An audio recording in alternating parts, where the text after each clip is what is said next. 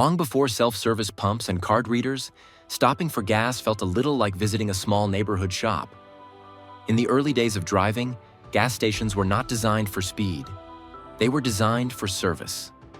Picture pulling up to a tidy station somewhere along a dusty road in the 1920s or 1930s.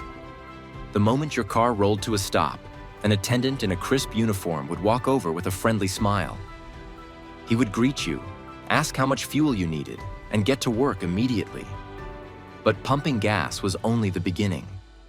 While the tank filled, the attendant often cleaned your windshield, checked your oil level, inspected your tires, and sometimes even topped up the radiator with water. All of this was included as part of the service. Drivers didn't have to step out of their cars or touch the pump at all.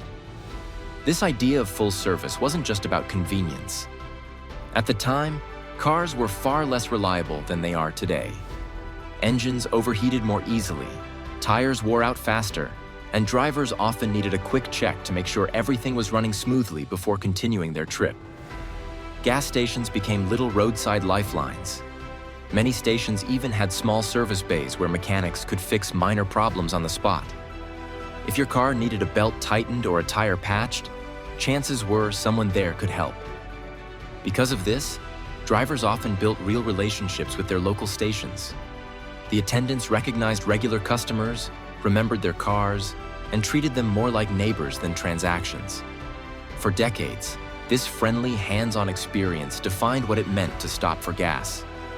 But as cars became more common and roads grew busier, this charming system was about to expand into something much bigger. The golden age of full-service fueling.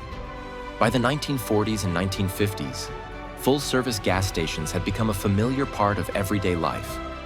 As more people bought cars and highways stretched across the country, these stations turned into busy hubs for travelers and commuters alike. This was the era when the classic roadside gas station truly came into its own. Major oil companies like Shell, Texaco, and Esso began building branded stations across towns and highways. Each company wanted its stations to feel reliable, welcoming, and professional. Bright signs stood tall above the road, attendants wore matching uniforms, and service was expected to be fast but friendly. Competition between these companies didn't just revolve around fuel prices. It revolved around customer experience. Stations trained their attendants to greet drivers quickly, pump the gas efficiently, clean the windshield, and offer quick checks under the hood. Some attendants even walked around the car to inspect tires or ask if the driver needed help with directions. For travelers driving long distances, this level of attention made a simple fuel stop feel reassuring. Stations also started offering extras that made them community landmarks. Many had repair garages, air pumps, and small waiting areas. Families heading out on road trips would often stop at the same trusted stations every time they traveled. During this period, the number of gas stations exploded. In the United States alone, there were more than 200,000 stations by the early 1960s. Nearly every neighborhood had at least one. For drivers, the experience was simple. You pulled in, stayed seated, and within a minute, someone was already taking care of everything. It was convenient, personal, and dependable. But behind the scenes, this system relied heavily on one thing that would soon become much more expensive: labor. Before we move on, I'd like to ask you a small favor. If you're enjoying this content so far, please take a second to like this video and subscribe to the channel. Over 98% of you watch these videos without subscribing. Imagine what we could accomplish if everyone subscribed. We all thank you for your continued support. Why full-service gas stations were so profitable. During their peak years, full-service gas stations were not just convenient for drivers. They were also surprisingly profitable businesses. Fuel itself was only part of the story. Back in the 1940s, 50s, and early 60s, gas stations made money in several different ways. Selling gasoline brought customers through the door, but the real profits often came from everything that happened after the car pulled in. Many stations had full repair garages attached to them. Mechanics could handle oil changes, brake work, tire replacements, and engine repairs. Since drivers were already stopping for gas, it was easy to notice when something sounded wrong or when a tire looked worn out. The attendant might simply mention it while cleaning the windshield. That quick conversation often turned into a service job. Stations also sold motor oil, batteries, antifreeze, and other essential car products. Back then, vehicles needed regular maintenance far more often than modern cars do. Drivers expected to visit their station frequently, and the station owners built strong relationships with customers who trusted their advice. Even the oil companies benefited from this system. Large brands like Standard Oil, Gulf Oil, and Chevron built networks of franchise stations that sold their branded fuel and products. A recognizable brand sign helped drivers feel confident about the quality of the fuel they were buying. Because of all these income streams, stations could afford to hire several attendants. At busy locations, multiple employees worked the pumps, serviced cars, and handled repairs throughout the day. For a long time, this system worked beautifully. Customers received friendly, personal service, and station owners made steady profits. But as the 1960s rolled forward, a quiet problem began creeping into the business. Running a station with several attendants was becoming more expensive than it used to be. The first big change: rising labor costs. By the late 1960s, the traditional full-service model was beginning to face a serious challenge. The biggest issue wasn't technology or competition. It was the growing cost of paying workers. For decades, gas stations relied on attendants to handle nearly everything. A busy station might have 2 or 3 people working the pumps while others handled repairs in the service bays. During peak hours, attendants rushed from car to car, greeting drivers, filling tanks, checking fluids, and cleaning windshields. But wages across many industries were slowly rising. As economies expanded and workers demanded better pay, running a station with several employees became far more expensive than it had been in the past. Owners suddenly found themselves balancing thin profit margins against payroll costs. At the same time, cars were becoming more reliable. Vehicles in the 1950s and early 1960s required frequent maintenance, but newer models needed fewer emergency fixes. Drivers no longer stopped as often for quick repairs or engine checks. That meant some of the extra services stations relied on for profit were starting to decline. Station owners were now facing a tricky situation. They still had to provide the same level of service that customers expected, but each employee on the payroll cut deeper into the business's earnings. Hiring fewer attendants helped reduce costs, but it also slowed down service and risked frustrating customers. Some owners began quietly experimenting with new ideas. Instead of assigning an attendant to every car, a few stations tried having one employee manage multiple pumps. Others began looking at new pump designs that allowed drivers to operate them more easily.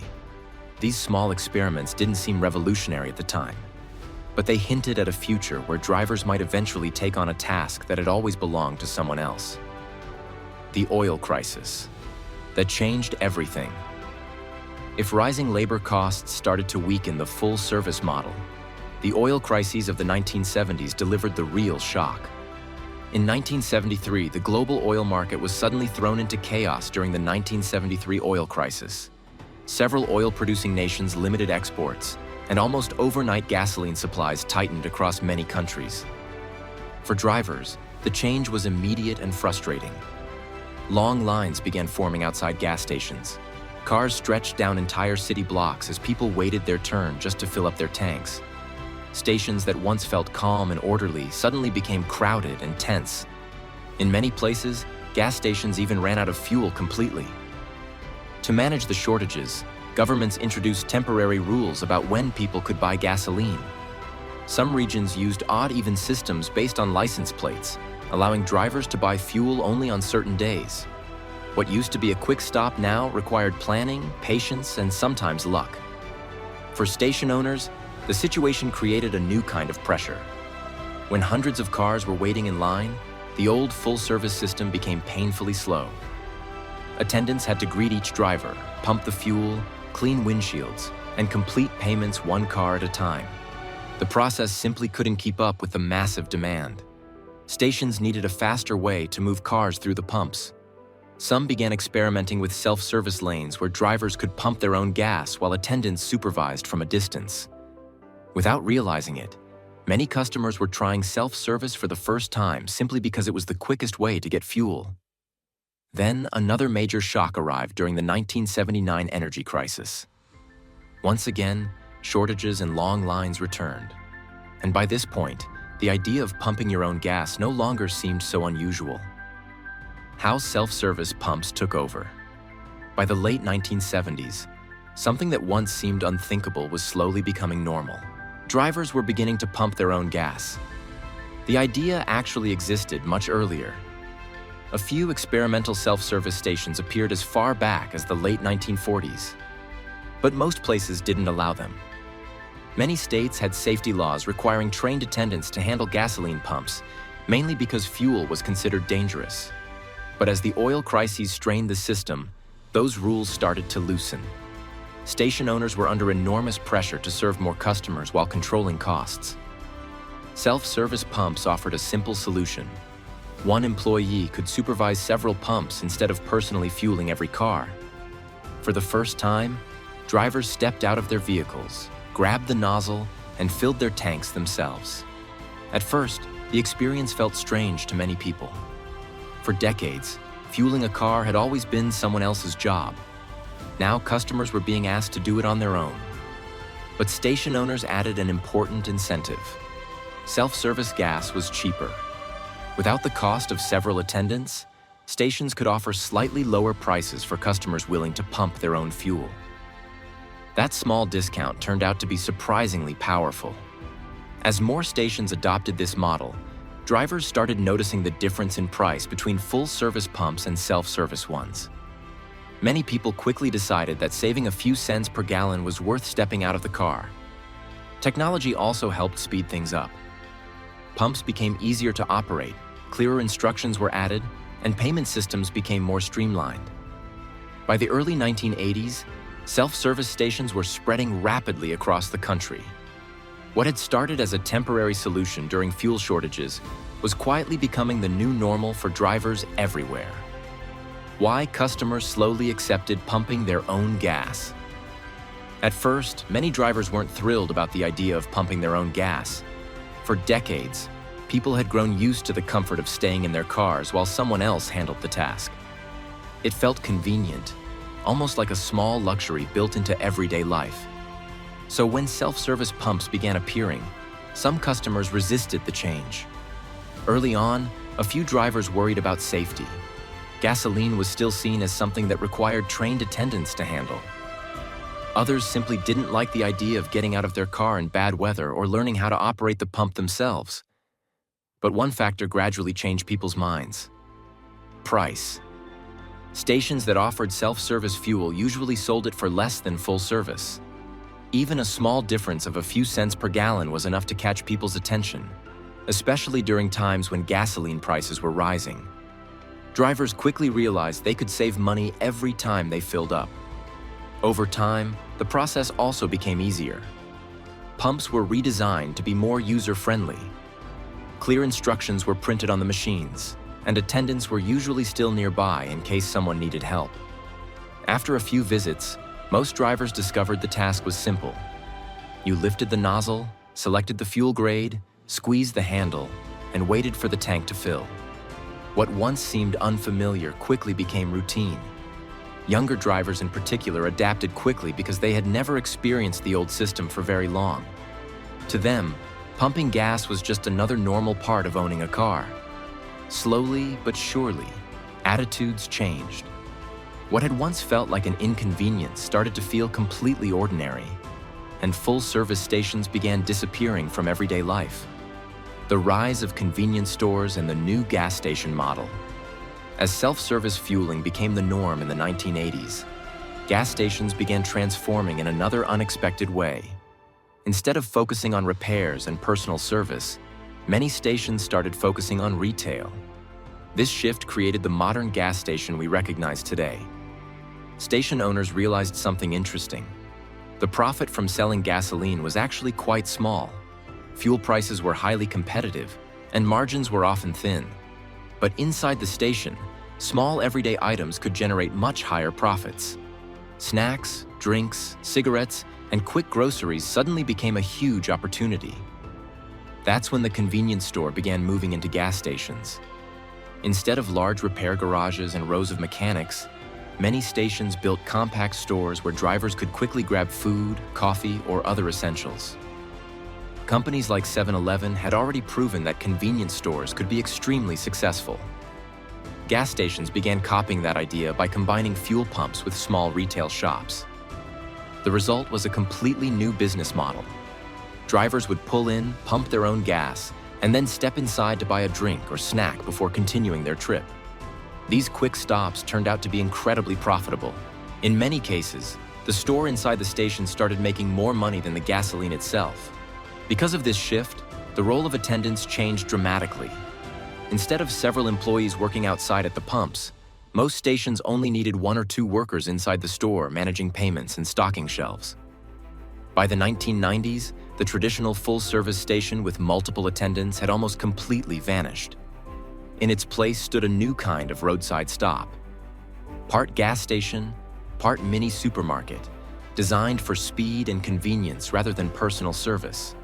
The last places where full service still exists. Even though self-service stations dominate today, full-service fueling never disappeared completely. In a few places, the tradition still survives. One of the most well-known examples is the state of New Jersey in the United States.